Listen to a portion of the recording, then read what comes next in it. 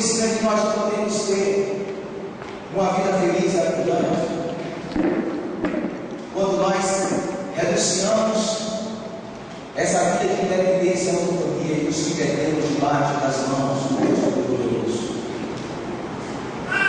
É esse convite que Deus está fazendo para nós nessa noite. E a história dessa mulher, eu queria que você permanecesse com a sua Bíblia aberta, porque nós vamos olhar para esse texto. A história dessa mulher reflete essa transição de uma vida de autonomia para uma vida de dependência exclusiva a Deus. A primeira lição, princípio que eu vejo nesse texto é que essa narrativa nos apresenta uma mulher tomada pelo desespero e pelas desilusões da vida por confiar mais em si mesma do que em Deus. A narrativa apresenta, os primeiros versículos apresenta uma mulher que vai desfrutar de desilusões, de desespero na vida, porque decidiu confiar mais em si do que em Deus. Jesus está na sua cidade de residência, Cafarnaum, e Jesus está se deslocando para a casa de um dos mais importantes e conhecidos religiosos da cidade de Cafarnaum. Ele está indo para a casa de Jairo, e uma grande multidão está fazendo marcação homem a homem com Jesus. Uma grande multidão de homens e mulheres estão apertando Jesus, não querem escutar o homem que está arrebatando corações com palavras divinas e com curas milagrosas.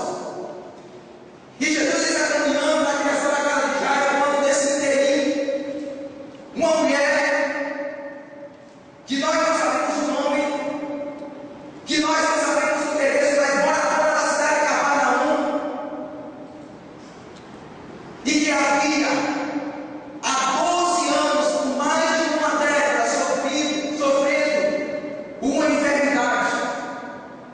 uma enfermidade que tinha roubado a alegria da vida, uma enfermidade que tinha tirado o sorriso do seu rosto, uma enfermidade que tinha tirado o sentido da vida dela.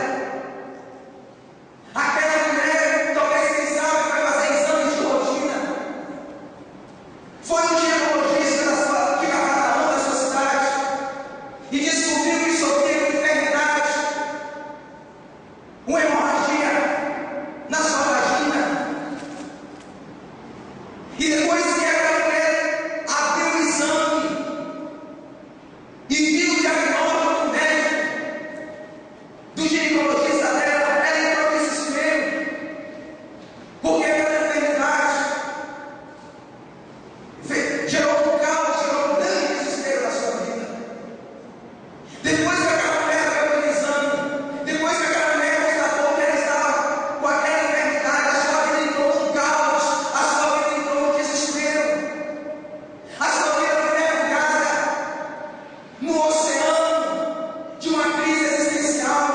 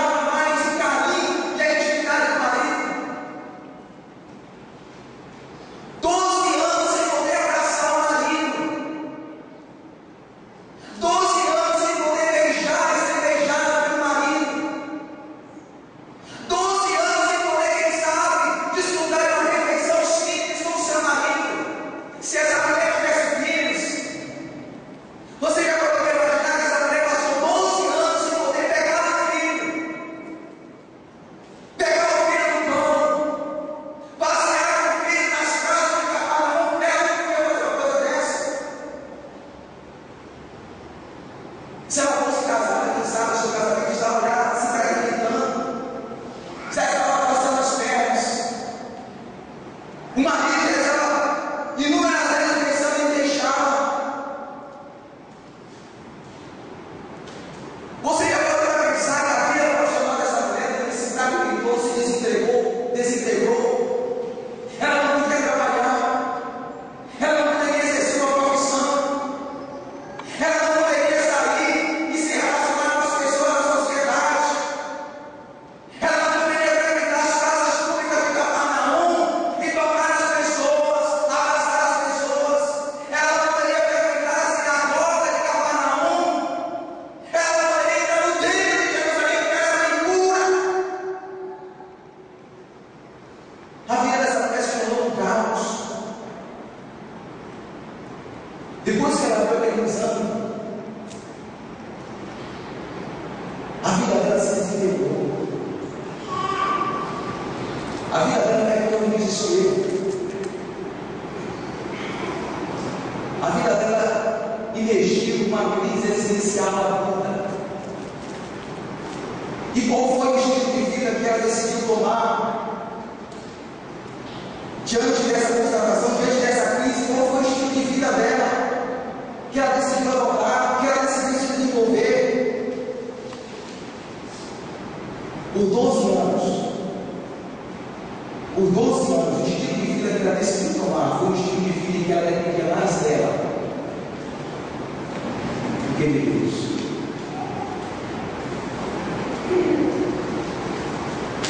Por 12 anos. O texto diz que por 12 anos,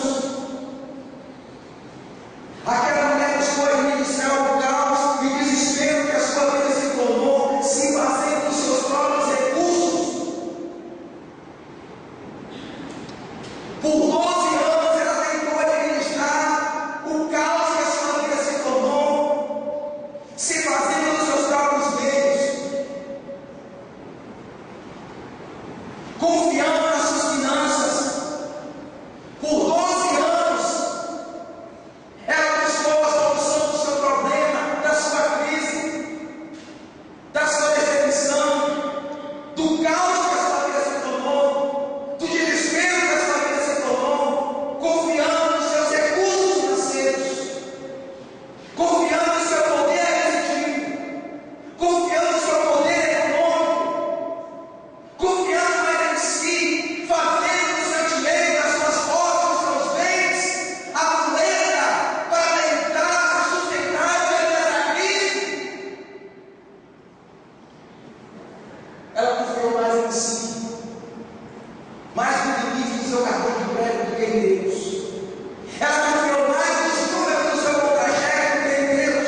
Ela confiou mais na poupança que ela tinha na conta bancária do que em Deus.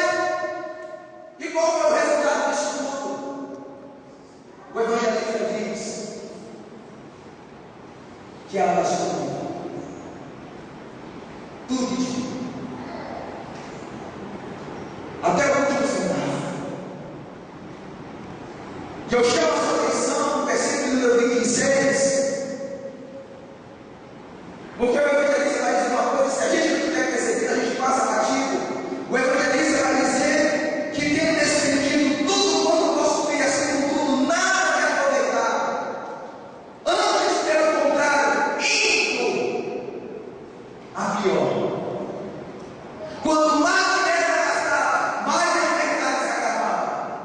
Quanto mais ela dependia do seu dinheiro, quanto mais ela dependia dos seus recursos, quanto mais ela dependia de si, mais complicada ficava a sua situação, mais largo, mais amplo ficava o caos da sua vida.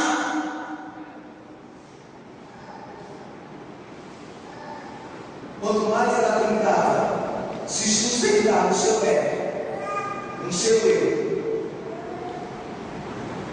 mais a situação piorava, mais sangue jorrava dela, mais triste ficava a situação dela. E o evangelista Marcos diz que o resultado de uma vida de independência, de autonomia em relação a Deus, de uma vida que confia mais em si do que em Deus, o resultado disso tudo, sabe o que é? É desespero, é desilusão, cansaço, frustração. Essa mulher vivia frustrada, porque ela falou: Deus, eu não tenho mais nada, eu não consegui a cura, desiludida. O resultado de uma vida independente, autônoma em relação a Deus, que confia mais em si do que em Deus, é isso: é cansaço, é frustração, é decepção, é caos. Por isso que eu entendo que nós somos tomados pelo desespero e pelas desilusões da vida. Nós somos tomados pelo desespero e pelas desilusões da vida, quando nós confiamos mais no nosso mérito do que em Deus. O nosso não é diferente. Quanto mais nós confiamos em nós mesmos, nós nos deparamos com a desilusão, com a desesperança. O estilo de vida daquela mulher, em que ela confiava nos seus recursos financeiros, em que ela confiava no seu poder econômico, o estilo de vida dela reflete o estilo de vida em que muitos homens e mulheres, em que muitas das vezes nós assumimos diante da nossa história, da nossa caminhada. O poder aquisitivo daquela mulher, os recursos daquela mulher, o dinheiro daquela mulher representa o substituto de Deus para homens e mulheres da nossa cultura, que acham que se tiverem mais dinheiro, que se tiverem mais bens, essas pessoas podem caminhar na vida e vencer as frustrações, as crises, o caos que se instala na sua vida pessoal, na sua família. Pessoas que sabem, não confiam no dinheiro, mas confiam na sua juventude, confiam no seu diploma, confiam na sua profissão, no seu cargo público, na sua empresa e outras coisas, colocam essas realidades como a muleta para se sustentar das crises.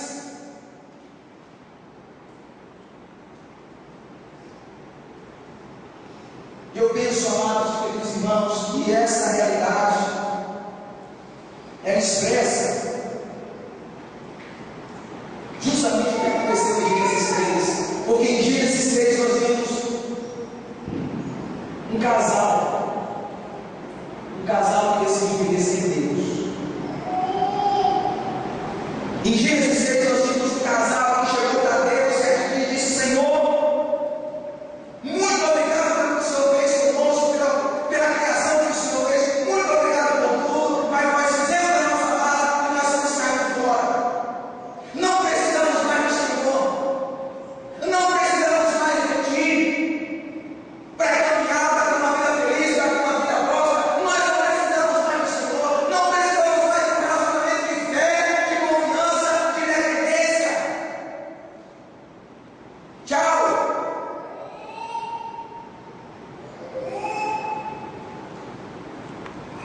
E o fruto desse casal somos nós. Somos nós. Homens e mulheres.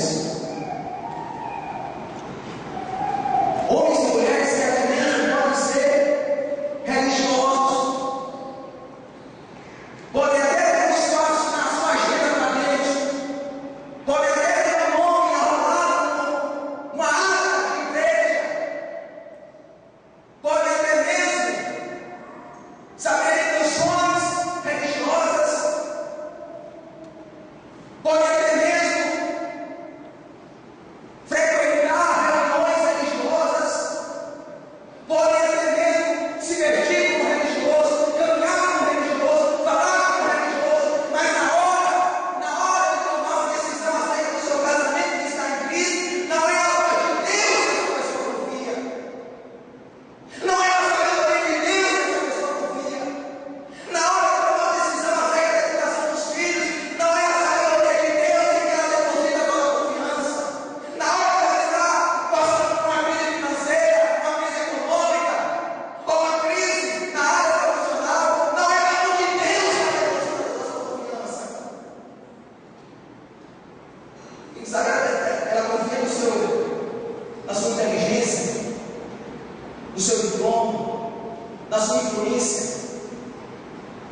nas suas capacidades, nas suas pseudo sabedorias, mas tem uma sabedoria de Deus.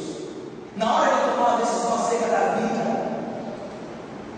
na hora de tomar uma decisão acerca de relacionamentos, muitos jovens não ouvem, não confiam naquilo que Deus está dizendo para eles. Na hora que o casamento, na hora que os nossos casamentos passam por crise, muitas das vezes nós não paramos para confiar naquilo que Deus diz acerca do nosso casamento. E qual o resultado disso tudo, amados? Quando nós confiamos mais em nós mesmos, quando achamos que a nossa capacidade, a nossa inteligência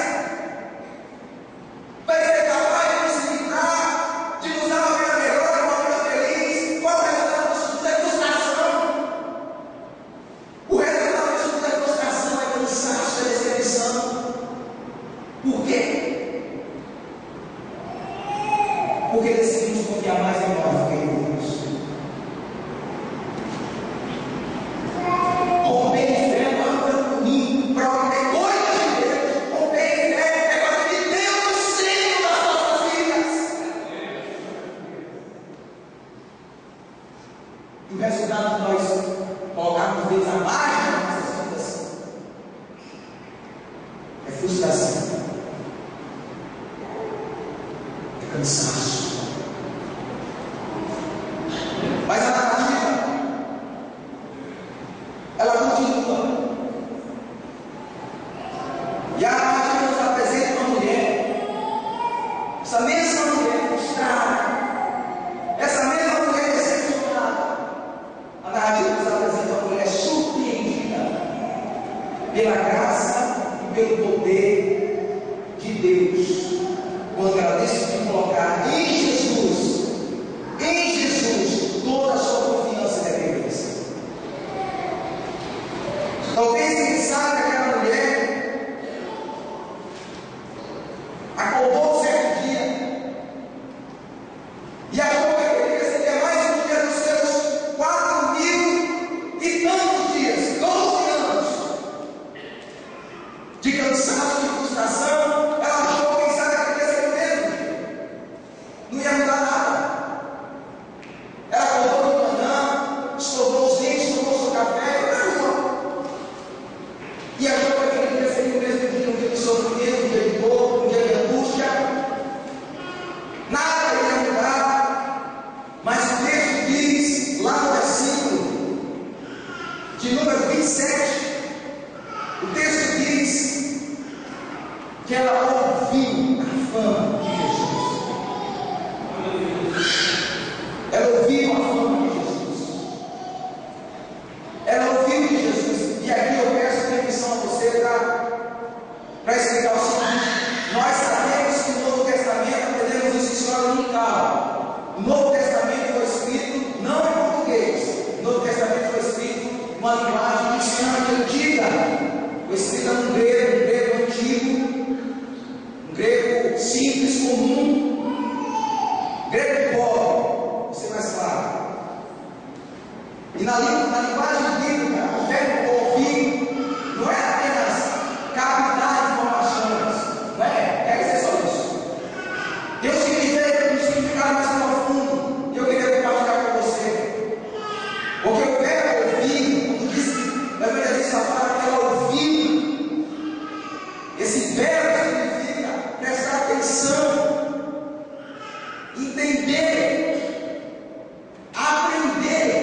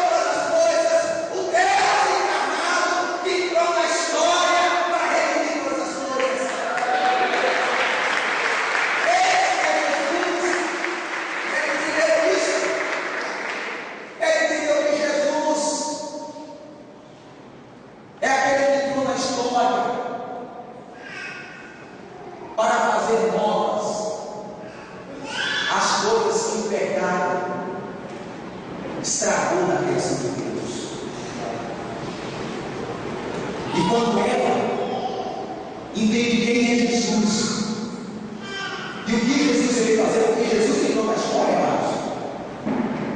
Jesus não entrou na história simplesmente para nos ensinar qual é o caminho bom. Jesus entrou na história para nos redimir, para nos libertar.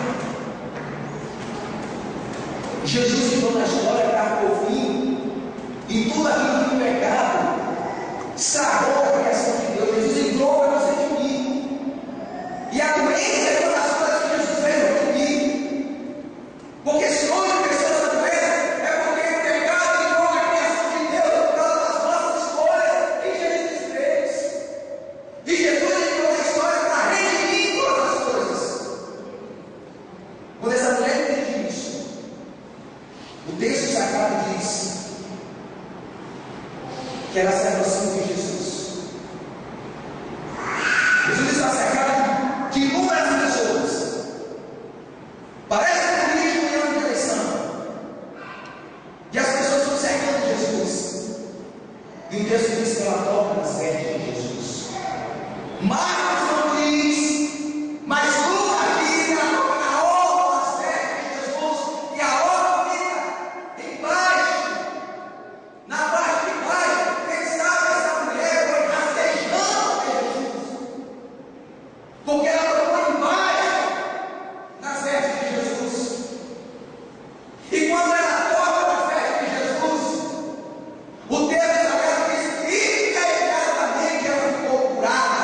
Logo ela ficou curada. Instantaneamente ela ficou curada. Quando ela tocou em Jesus, não foi Jesus que ficou impuro, foi ela que ficou purificada. Quando ela toca em Jesus, não é Jesus que fica prejudicado, é ela que tem a sua vida, a sua saúde, é restaurada pelo poder, pela virtude do Filho de Deus.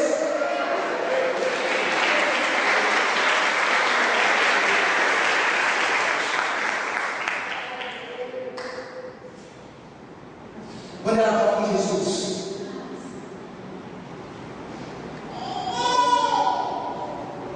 quando ela toca no Filho de Deus, a sua vida é transformada. 12 anos confiando mais em si do que em Deus. 12 anos confiando mais nos seus recursos financeiros do que em Deus. Mas essa mulher chega em determinado estágio da sua vida que ela diz, ela ouve, ela entende que é Jesus, ela decide, ela toma a decisão de colocar um ponto final nessa vida de independência e de autonomia em relação a Deus. E ela diz, eu quero confiar nesse Jesus. E esse Jesus, eu sei que é o Redentor, e basta eu tocar nas suas vestes. E eu vou ser curado. Ela confiou em Jesus e ela decidiu colocar um ponto final nessa vida de confiar mais em si do que em Deus.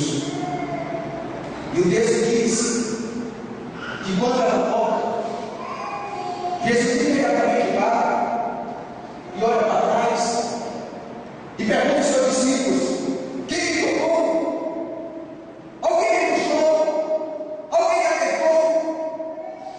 Os discípulos então, subindo para o morro, diz Jesus: será que é o sol? Será que Jesus está com fome? Será que Jesus está com febre? Não está vendo que eu vou te dar uma perna para vocês, Jesus? Cai na real, Jesus. Uma multidão te aperta, uma multidão te toca, e você pergunta: quem foi que te tocou? E Jesus dá uma resposta.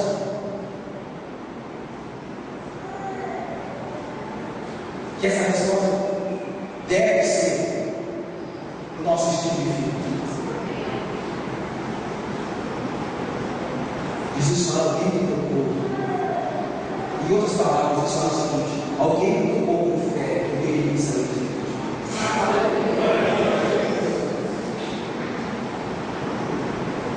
Muitas pessoas estavam tocando em Jesus, mas estavam ali de curiosidade. Muitas pessoas estavam seguindo Jesus, não por causa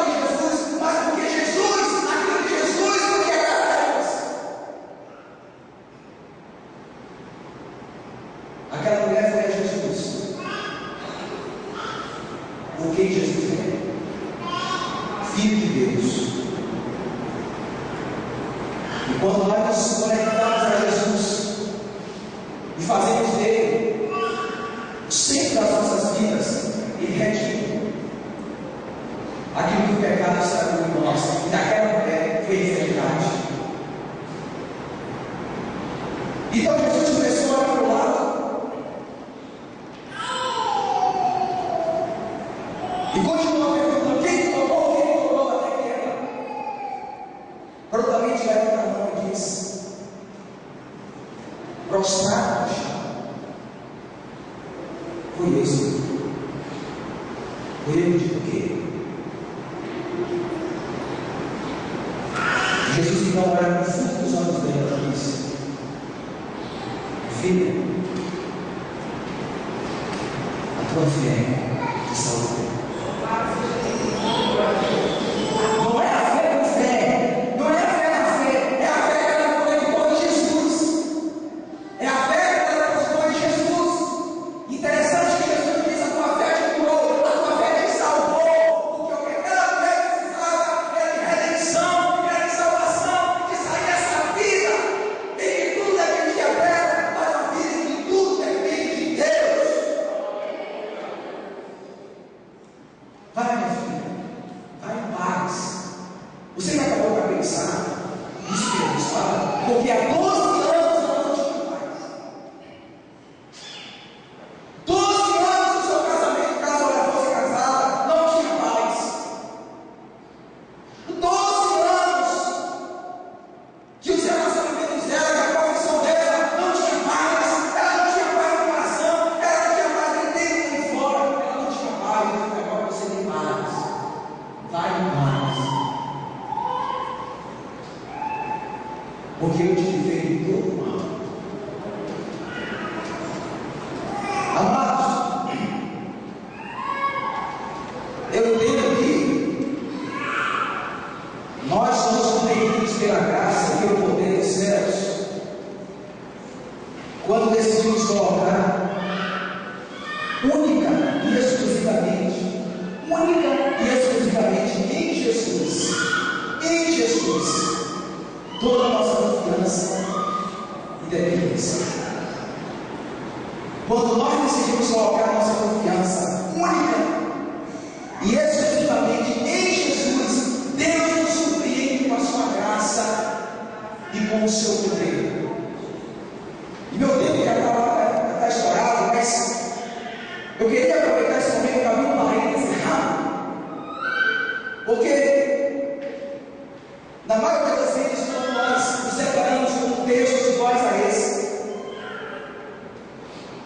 a nossa tendência é olhar para esses textos, para essas narrativas de maneira pragmática.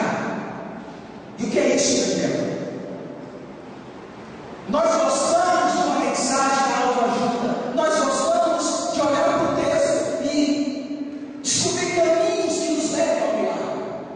Nós gostamos de sermões, de palavras que dizem os 5 passos para o milagre, os 10 passos para alcançar o sobrenatural de Deus. Nós gostamos disso porque isso é autoajuda. Mas quando nós sabemos isso e ficamos olhando esse texto e procurando cada detalhe da mulher para enxergar um ponto de invitação para a gente também alcançar o milagre. Não, a mulher fez isso, eu preciso também fazer. Não, a mulher fez aquilo, eu preciso fazer também. A gente coloca o homem no centro do Evangelho. Quando a gente olha para esse texto e a gente olha de maneira pragmática para esse texto, nós colocamos a mulher como a personagem principal dessa história, e a mulher aqui não é a personagem principal dessa história. Não é. O ator principal aqui é Jesus. Não é a mulher é uma coadjuvante. Uma hora é uma coadjuvante, mas é apenas uma coadjuvante. Quem é a personagem principal? Quem é o centro dessa história? É Jesus. O evangelista Marcos, ele escreve o seu evangelho para responder uma pergunta feita lá no capítulo 4, versículo número 41, quando depois que Jesus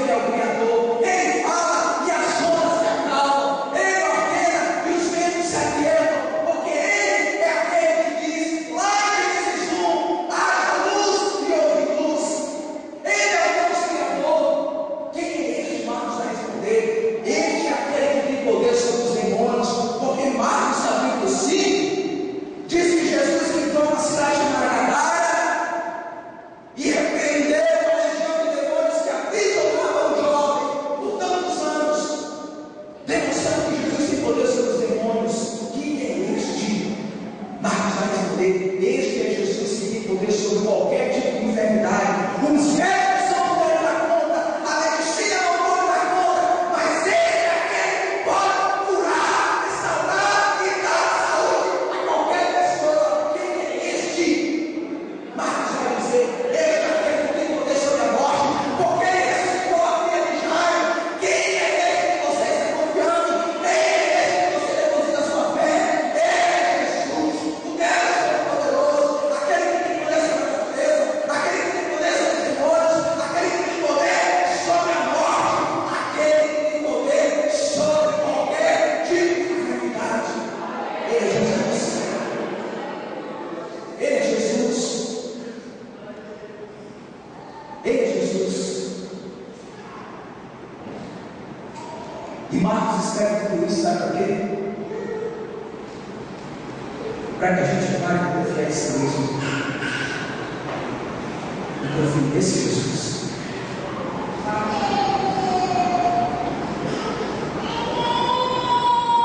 Porque Ele pode.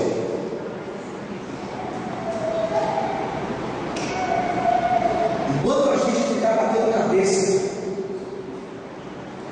e achar que tudo depende de nós, e achar que tem nossa condição financeira, nosso diploma,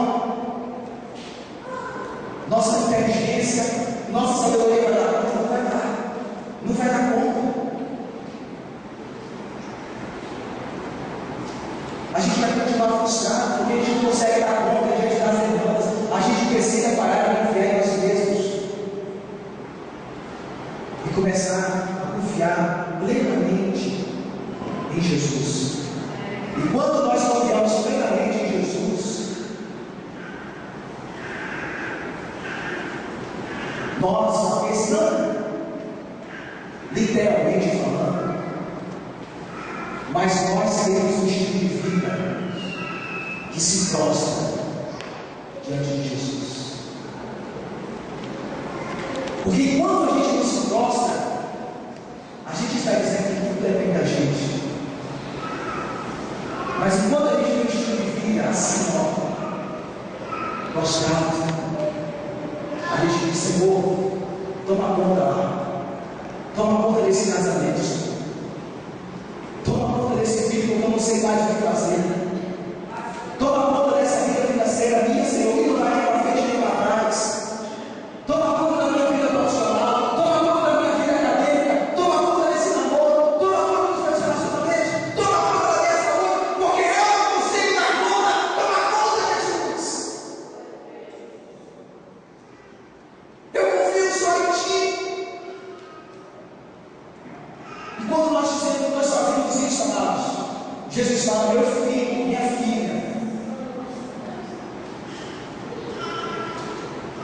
a tua fé está aqui. Quando nós fazemos assim, quando nós temos um estilo de vida de humilhação, de submissão a Deus, Jesus chega para mim e para você. Pode estar o caos que for, pode estar a crise que for, Jesus chega para mim e para você e diz: meu filho, minha filha, eu te dou a minha paz, eu estou com você. Talvez você está passando um momento difícil na sua vida e que você está perdendo noites em claro porque você fica buscando a solução do seu problema. Mas essa não é a postura que Deus quer em nós. O salmista diz que quando ele passava por dificuldades e crises, ele dormia, ele acordava, porque Deus o sustentava. Quem está sustentando você? Diante dessa situação que você está passando, quem é que está te sustentando?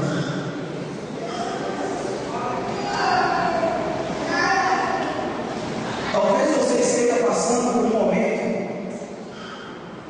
absolutamente difícil.